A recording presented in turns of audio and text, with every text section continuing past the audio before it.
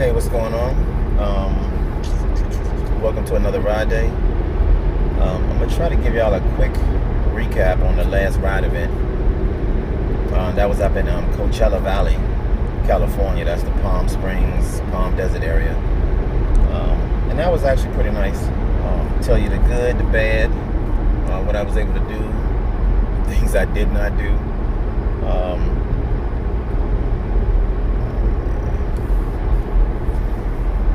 So let me go over here. Yeah, so I got some errands to run, so I thought I'd chop it up with y'all and give y'all the details on that. So you're now listening to A-Rock Music.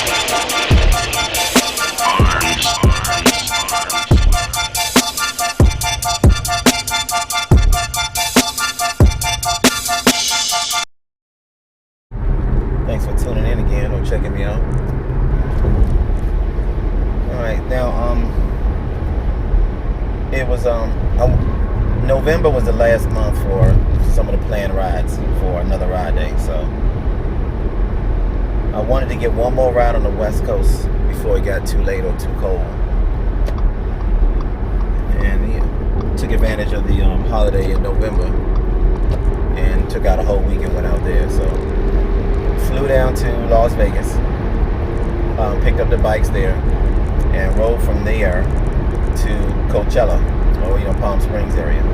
And let me break that down. It's really you have Palm Springs, which is it's all one city, but Palm Springs is the northern side. That's your high-end district. And then you have Palm Desert, which is really nice. They got a nice entertainment district in there, restaurants and everything else. They call like El Paso district or something like that. I had a lot of fun there. And then on the south side of the city, it's called Coachella, which is basically almost like the poorest side, really. So besides the fact that that's where the festival is had, and then all the weed shops and so forth is down on the south end in Coachella, of course. But other than that, there's really not too much going on down there. So all the action is pretty much up in Palm Springs and Palm Desert. But we went down there, got settled in, checked in the Marriott Courtyard down there.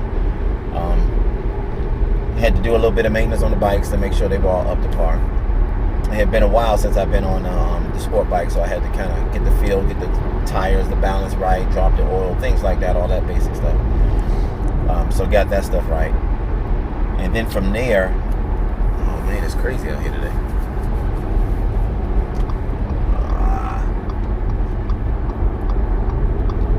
Crazy out here. I'm trying to navigate my way through this highway. So from there, one of the main mountains I wanted to ride was Coachella Valley Vista. Now, what this is that Palm Springs, Coachella, that whole area is right on the bottom. Man, they're crazy out here today. So Palm Springs, Palm Desert, and Coachella Valley are right on the base of a mountain range. I mean, literally right at the bottom of it. So literally, by the time I came out to the hotel, within 10 minutes, boom, I'm right on the mountain. And that's hype. That's always exciting. The only other place that was close to that was Denver, and you had to be 20 minutes away. But I mean, you were right smack on the edge of the mountain, so you got right into it. You go past all the golf courses, and then boom, you start hitting these twisty mountain roads going up Coachella. The Coachella Valley Vista is two mountain ranges. I think it's use my cheat sheet over here. It's Santa Rosa State Park, and it's also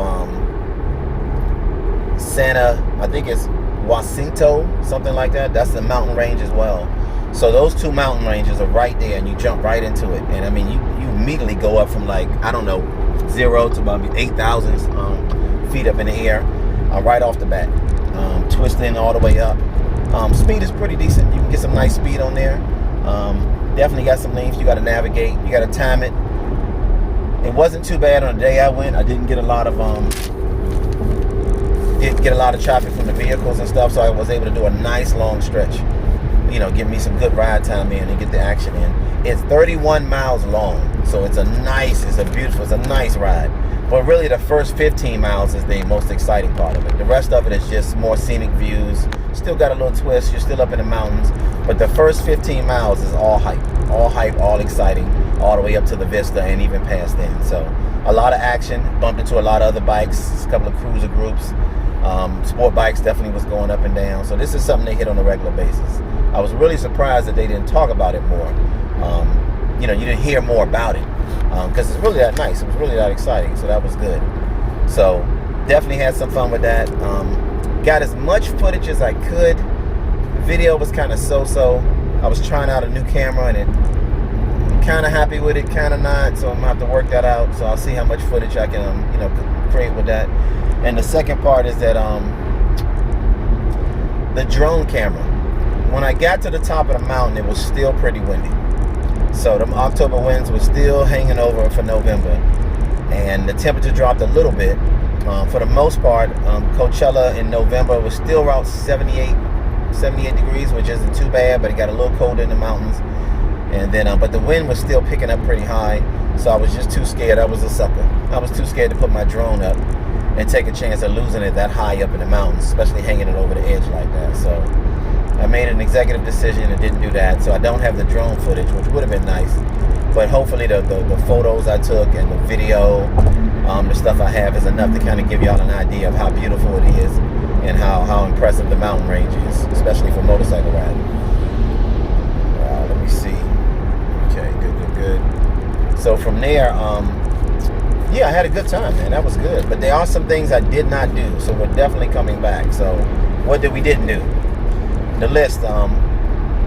Palomar Mountain Range was a real exciting mountain range. Very technical. Jumps up real high. Lots of twists, turns, all that stuff. That's something we really wanted to do. The Montezuma Valley. That was another one. That was supposed to be better than Coachella Valley. Mr. Vista. Didn't do that. Hellhole Canyon. That was one I really wanted to do. That was right beside Borrego Springs. That's that district that had all the it's desert scenery, but it had all these sculptures like dragons and so forth that they put in the middle of the desert. It's supposed to be huge, so I didn't get a chance to do that. But what I did do though, which is something was a surprise, was that when we rode from Vegas, we didn't take the highway. We hit the back roads. And I mean, that made the whole trip right there itself. That was exciting. So there were roads like you cut through the Mojave National Preserves. That was nice. I had a lot of what are those things? Humps, hills, up and down. It followed some type of railroad track back there, and it would just constantly dip up and down. You have this, which made the ride exciting. Kept me awake, kept me excited. That was real fun, and it had some very long bends. Once you went into a curve, you was in it. You was in it for a while, so that was exciting. And then from there, it cut through a valley called Sheep Hole Valley.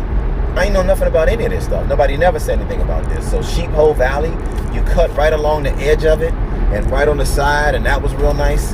That made for some fun riding. And then that dumps you right into Joshua Tree National Park.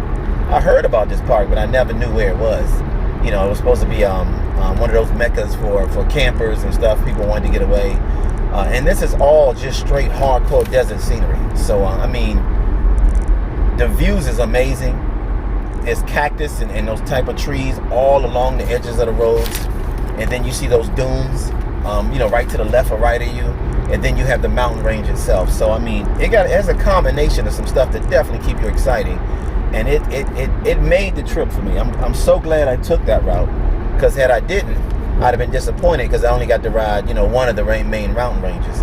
But that is definitely something that everyone should be doing. So I don't know why people aren't talking more and more about that. So from Las Vegas, cut through the Mojave National Preserves, hit that Sheep Hole Valley, and then Joshua Tree, and then from there going to Palm Springs, Palm Desert, and then Coachella, and then hit the Coachella Valley.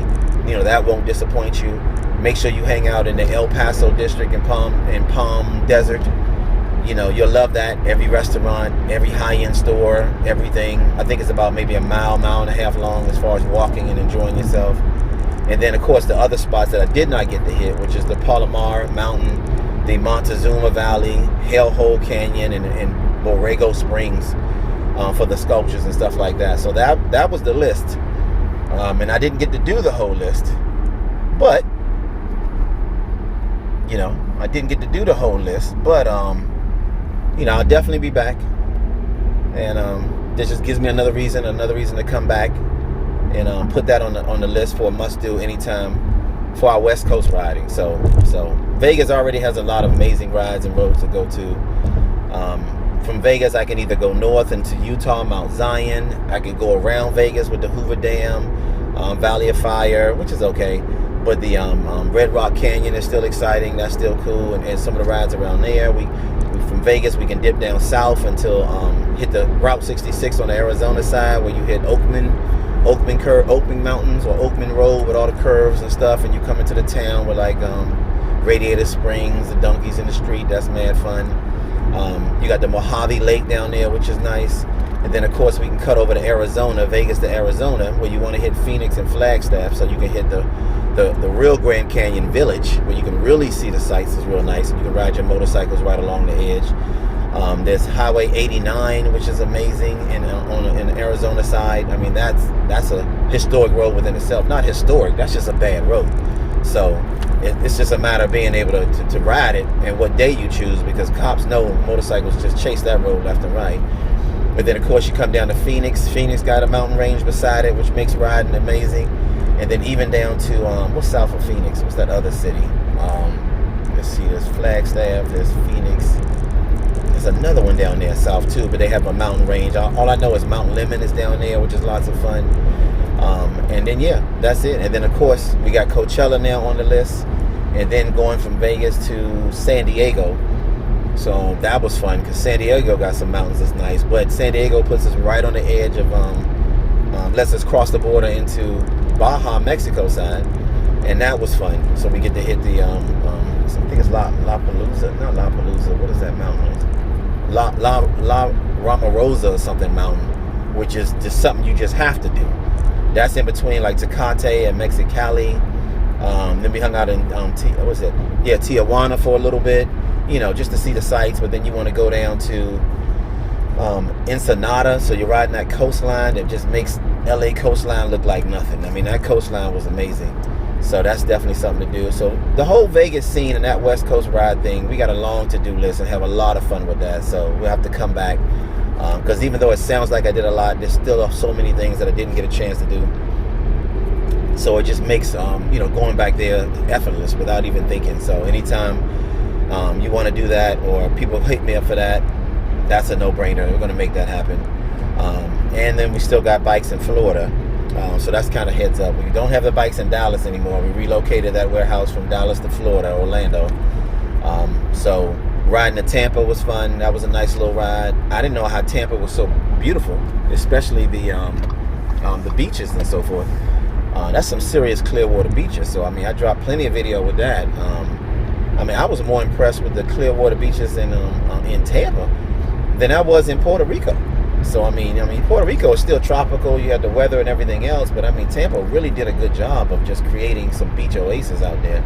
So, I don't know why everybody keeps riding to Daytona, for cold water, brown sand, when you got white beaches and clear water on the other side on Tampa. So anytime I'm down there, we're going to be doing both of those sides, spending a day on the Daytona side, and then spending probably 2 or 3 days on the 2 or 3 days on the Tampa side. We're kind of going from there. Get away from this traffic. Yeah, but that's it. So that's the recap. So I'm talking a little fast. I just wanted to give y'all the action. Didn't want to, talk y'all to death. I'll see if I can drop in some videos so y'all can see some of the stuff I'm talking about. But that's pretty much it. So that ends our ride season for 2021. And we'll have to reorganize some stuff, because I don't know if November is still the best time to do the West Coast. It's still a little chilly. And when you go up in the mountains, it really gets a little cold. And the winds are still there. So the temperature may be okay, but the winds, really kind of take you out of the out of the mood a little bit. Adds a few extra restrictions that you weren't thinking about. So I don't know. We're going to have to rethink that November stuff. And we may still go down Florida. The weather's warming up. It's finally, the rain has stopped. But it's not hot. It's decent. It's, it's 70 something, which I guess that's pretty good compared to, the rest of the country. It's like 40, 50 degrees up here in Maryland right now. But I like it hot. I like it really hot when I ride. So, I really want that warm weather feel. So, everything I'll be planning for 2022. The only must do, or the absolute that's on the list for 2022 so far is the Ontario ride. We'll be pushing up from Maryland up to Niagara Falls. New York. We'll go through the Thousand Island. We'll cut over, across the border into Canada, so we can do Toronto, of course. We'll hang out in Niagara Falls on that side and do Toronto. We're going to do Montreal. I'm really excited about riding in Montreal, so I want to do that. So we're going to have Montreal.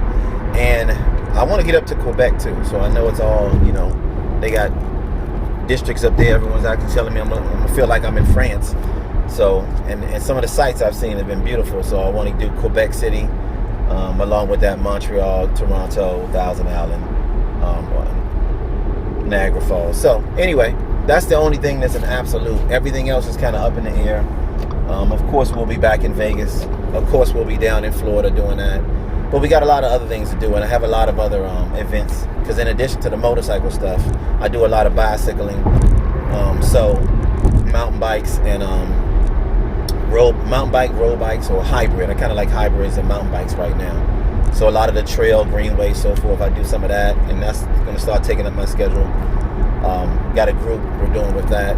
Also, I'm getting into fishing. Some of the fellas is getting me hardcore into fishing and boating. So I have to get my boat license. So I've already been studying up on that. So that's one of the goals. I want to have this boat license locked down, and we're going to do some fishing, sport fishing and stuff like that. Definitely around Maryland, Delaware, Virginia. But Katz is going to bring me down to, my friends are down in Carolina. They've been typing me up. But I got friends up in New York showing me some of the fish they catch on the Niagara River and stuff like that. So I'm excited to kind of get into that a little bit. So I bought the fishing rods, and that's been expensive. They could have gave me a heads up on how much that stuff costs. So I have that. So again, I'll be mixing all that stuff in, which means, some of the motorcycle things I'm going to have to switch that around. But I'll still make time, still add new footage, still give y'all some stuff. As long as there's some new stuff on the checklist, I'm definitely going to be out there doing it, out there making it happen. And I'll try to drop as much footage as I can so y'all can, share in the journey. And at least, give y'all the blueprint for those who really want to get out there, do a little something besides the, the typical motorcycle stuff, which is the, bike nights and so forth here. For those who really want to get out and really want to ride, definitely got these options. That's what another ride day is all about. Getting the most out of your motorcycle riding experience, and also setting it up for the next generation, so they know there's lots of things you can do with this. But other than that, that's it. So thanks for rolling with me. I think we're going on about 18 minutes. That's not too bad. I didn't talk y'all too much, so y'all can forgive me for that. Hit me up if y'all got any questions, any concerns, anything I need to know. Put that on either anotherrideday.com, all one word, anotherrideday.com. Of course, Instagram is still posting stuff on Instagram. That's let's see. That's hashtag another ride day, all one word, and then also Ride Life ARDTV. That's also on Instagram. So I'll start making sure I put that stuff on there. And all the contact numbers and information, all that stuff is on anotherrideday.com. Also YouTube. Look for any new videos on YouTube. You can search up Another Ride Day. Again, all one word, Another Ride Day on YouTube. And I don't know, we probably got about 30 plus videos on there. So that's been going on. So that's cool. So again, check out all that stuff. See what you like. Hopefully you find some stuff you like, find some stuff to get you motivated to do some things. And if you want to collaborate, get down, want to ride with us, just shoot me, give me a call, let me know. I'll let you know what our schedule is, and we can go from there, because we do open rides for everyone. And of course we do also the private memberships and stuff like that, and that's it. And one more thing, we will be doing some private photography for motorcycle riders as well. That came through a couple of requests, and I don't know why I didn't think about it when they hit me with it.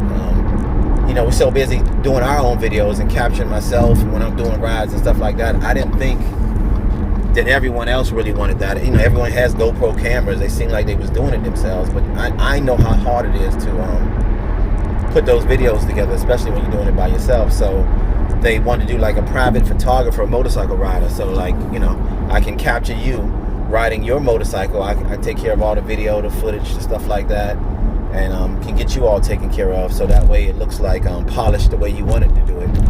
So you can just focus on riding and having fun, and I can capture the footage for you with the drone shots, all that stuff. So that's exciting. That's something we're going to be launching soon, and we'll get that on the way for 2022. Oh man, real traffic. Y'all just gonna come to a straight stop?